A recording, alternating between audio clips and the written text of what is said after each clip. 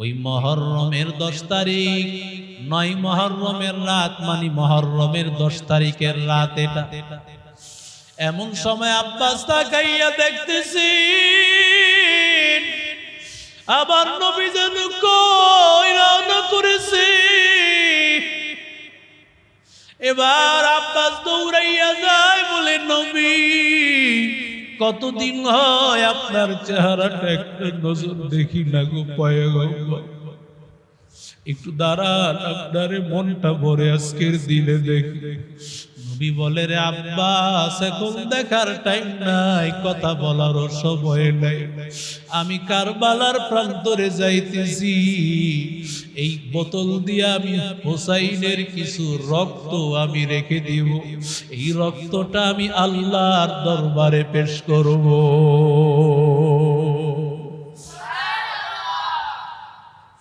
ওই 9 তারিখ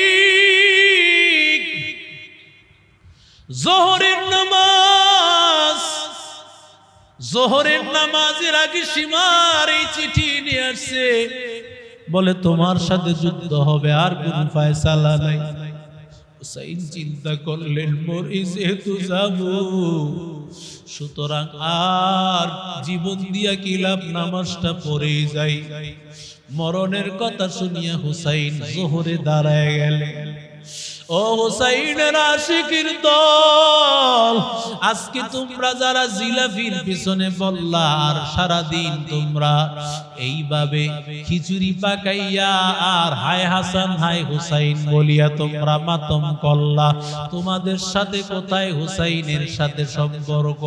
হুসাইন এক ওয়াক্ত নামাজ ছাড়ে না, আর তোমরা এক ওয়াক্ত মসজিদের বারান্দায় উষ্টাটাও খাও না। কথা কয় না। হুসাইন বলে, আমি যেহেতু মরে যাব, নামাজ আমি পড়িয়া যাই। জোহরের নামাজ হুসাইন আদায় করলেন, আসর আদায় করলেন, মাগরিব আদায় করলেন। সকালবেলা এবার যুদ্ধ শুরু হয়ে যাবে। হুসাইন বলে, তোমরা সবাই যাও, কারো দরকার নাই, আমি হুসাইনের দরকার, তোমরা কেউ এখানে থাকিও না। ওরা আমি হুসাইনকে পাইলে ওদের আর কিছু লাগবে না, সবাই চলিয়া যাও। আমি হুসাইনকে পাইলে আর কিছু লাগবে না, তোমরা সবাই চলিয়া যাও, কেউ আর থাকিও না। কিন্তু না না, কেউ তো চলে যায় না। নবীর কলিজার টুকরা হুসাইনকে ফালায়া কি করে সবাই চলে যাবে? এরে আল্লাহর বান্দা, ওয়াহাব নামে একজন আল্লাহর বান্দা ঘরের মধ্যে গেছে, গিয়া দেখে তার মা চোখের পানি ফালায়া কান্না করে। এবার মারে ডাক দিয়ে বলে, মা গো, তোমারে আমার বিবি কোনো কষ্ট দিয়েছে নাকি?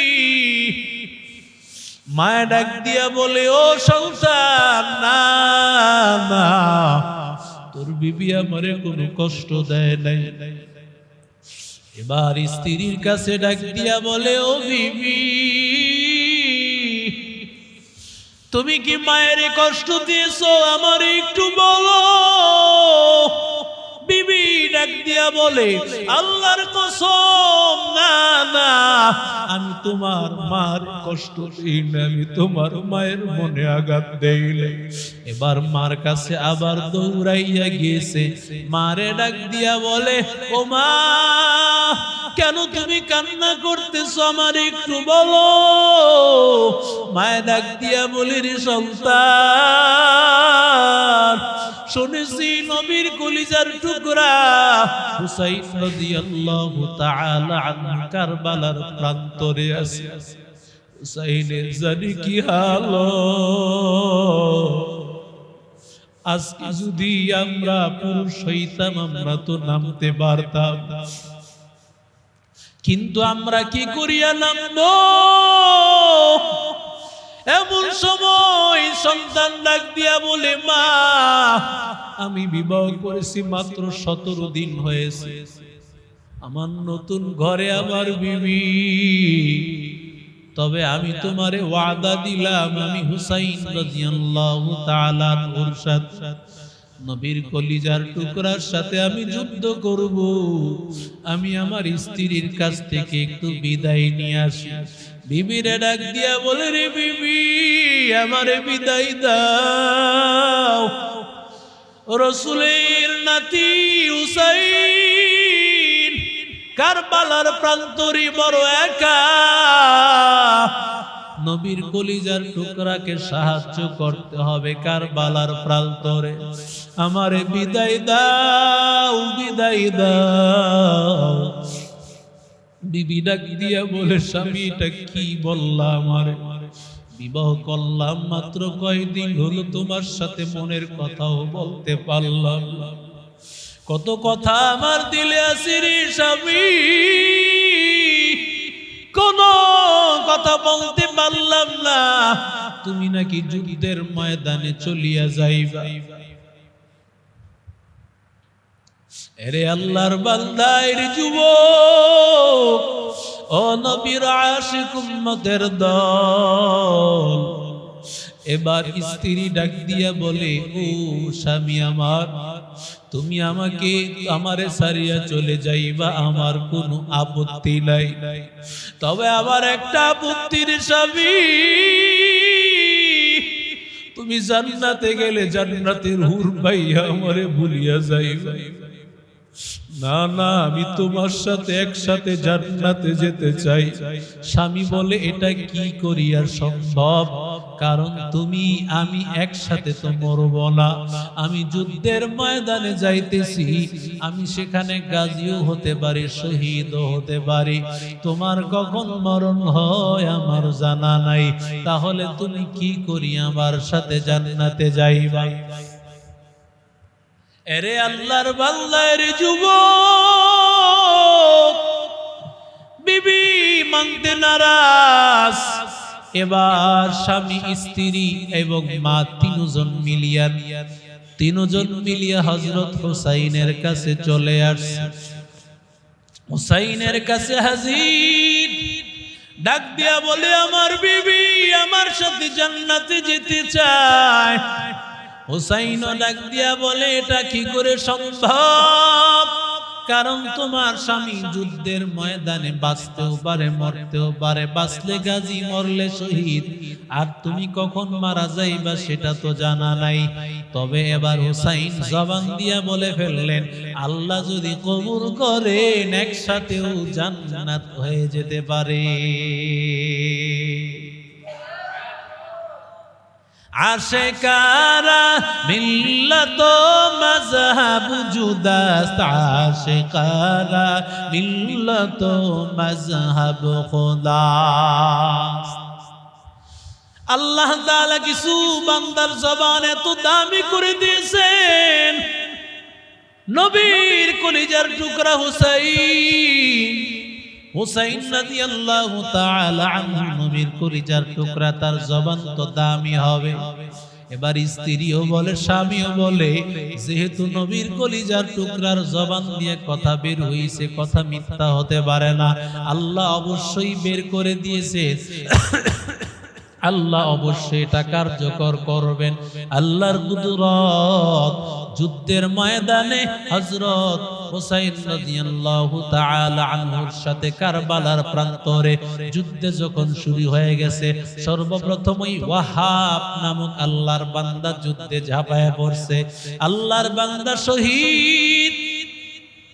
ওদিক দিয়া আল্লাহ তাআলা মালাকুল মাউতকে পাঠাইয়া দিয়েছে।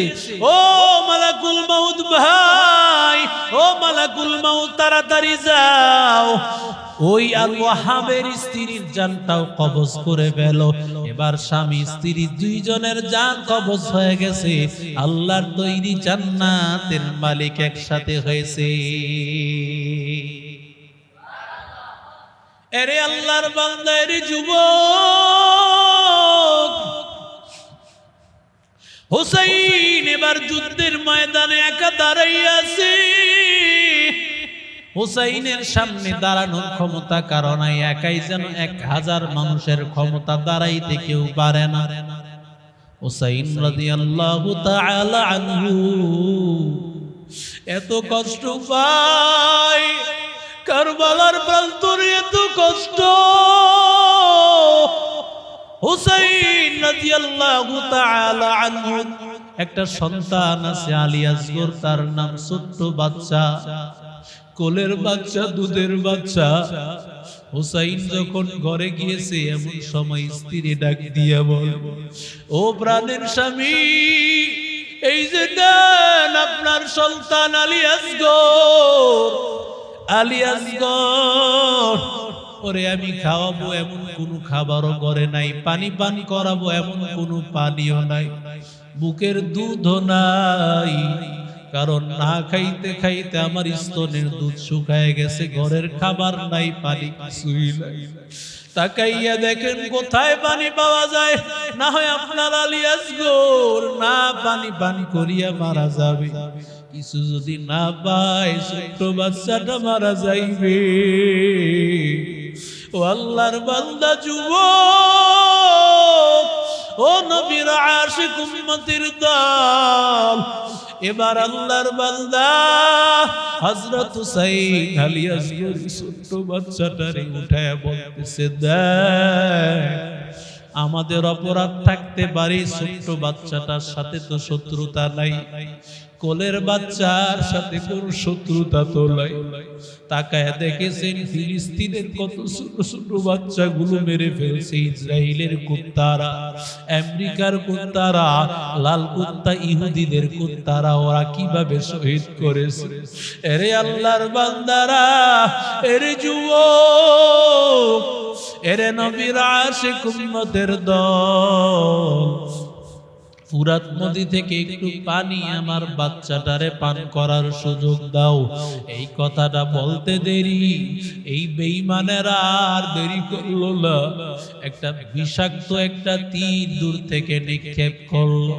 ওই তীরটা আসিয়া হযরত হুসাইনের বুক ভেদ করিয়া পেছন দিয়া বের হয়ে গেল, আর রক্তগুলো হযরত হুসাইন নিয়া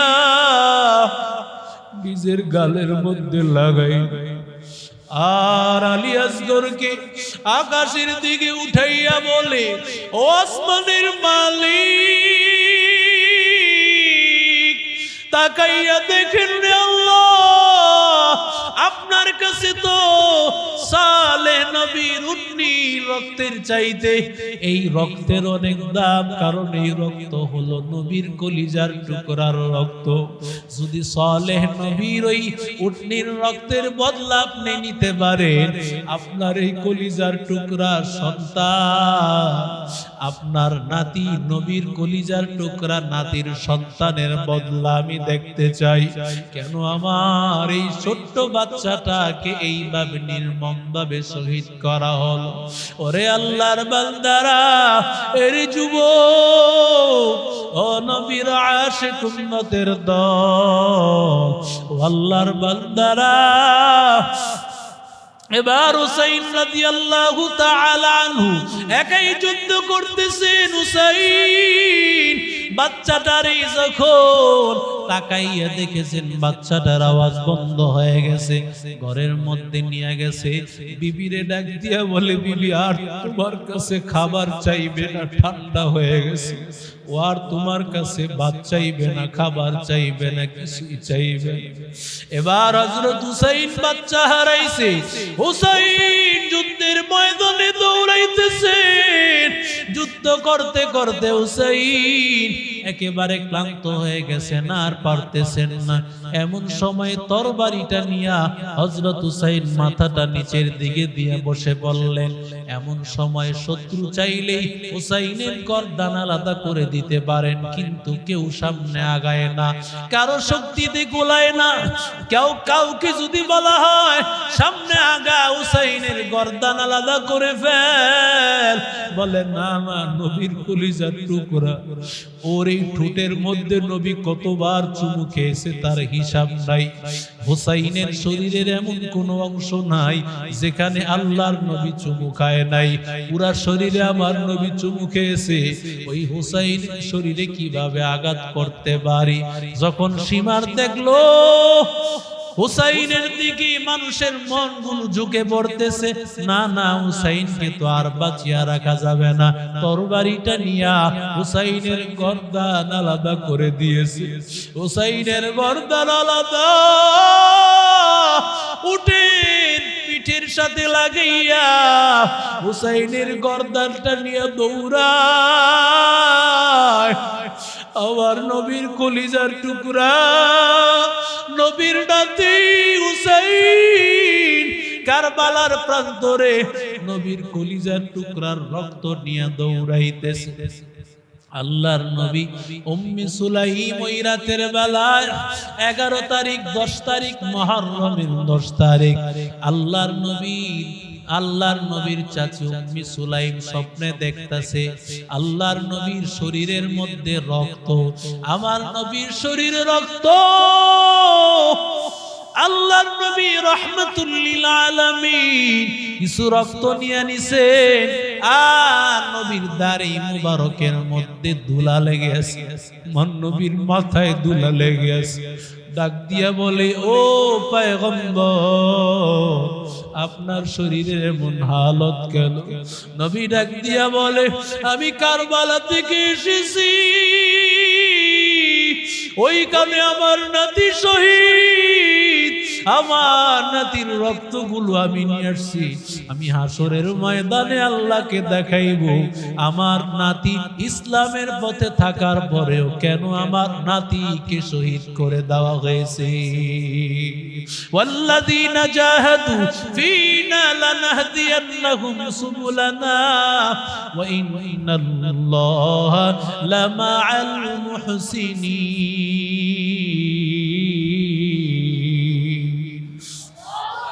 আল্লাহ বলেন, যারা আল্লাহকে পাইতে চায়, আল্লাহর মুহাব্বতের সামনে আগায়, আল্লাহ তার সব রাস্তাগুলো খুলিয়া দেয়।